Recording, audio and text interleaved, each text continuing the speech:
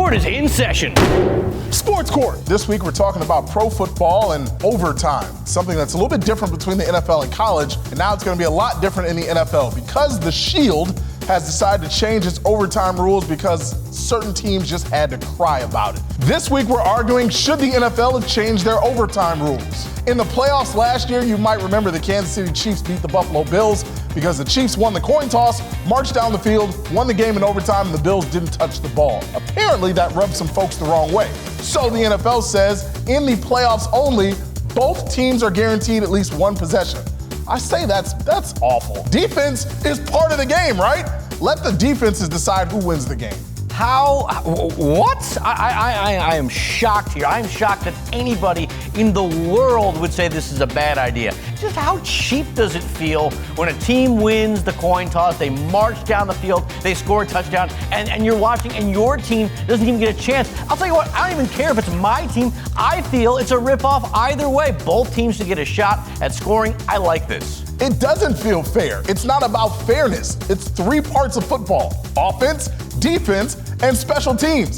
Defense has to do its job. Just because someone marches down the field and I don't get a chance to touch the ball, my defense should have played better. Mike, don't you think all this is doing is rewarding teams with bad defenses who can't get stops when they need them? No, because I think, these are some great football teams here that can score. Are you telling me that you don't find college overtimes up to this point more exciting than NFL overtimes up to this point? Please tell me that that's not the case. Exciting is one way to put it, because sometimes these games go into 15 overtimes because no one can stop anybody. And you love it. You love to see it. It's like, no, let's wrap this game up. Why is this game 67-65? Let's get this thing over with. I don't know if I'd say exciting, but I think skill has something to do with the fact that college needs to give the ball to both teams. Because, as you see, the defenses aren't as good as they will be on the National Football League level. All this is a participation trophy. Make the stops. Play defense, and you'll win the game. But no, let's give you the ball because you cried about it. Come on, man. In my closing argument, I will say this. Sure, the Buffalo Bills played a great game in that playoff series against the Kansas City Chiefs, but they lost. That's how the game works. If you don't get stops on defense, you don't win games. All we're doing is rewarding teams who cried because they didn't win the coin toss and they didn't get the ball. If your defense made plays, you probably would win the game. I think the NFL should have kept overtime as is. That's how I feel about it. I think what it came down to was injuries. More plays equal more injuries, but I like the fact they finally did something about it. Here's the one thing I didn't like.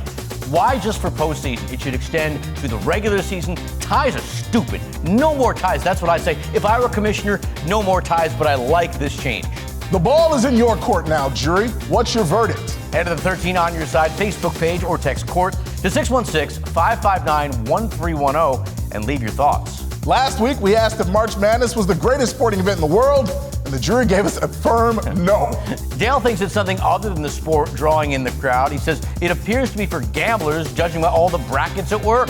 And if I had to bet, most of you will come back for another case. Until then, Sports Court is adjourned.